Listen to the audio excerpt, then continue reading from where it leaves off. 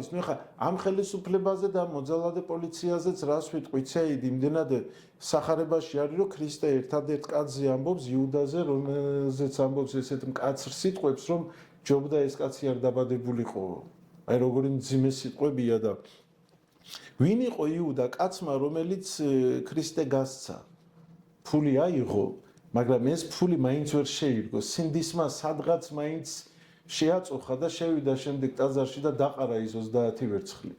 და წავიდა და თავი მოიკლა და აი იმ სინდისმა ხო რაღაცამ რომელი სინდისის ხმაც კი იუდაშიც კი გაიღვიძა და მან ვერ შეჭამა 30 ვერცხლით ვერ იყიდა ამით პური ამათ რო ვაკვირდებით რას აკეთებენ და ხალხს ცემენ, აწამებენ და ამაზე პრემიებს იღებენ. აი როგორ უნდა გაჯობოს იუდამ სინდის.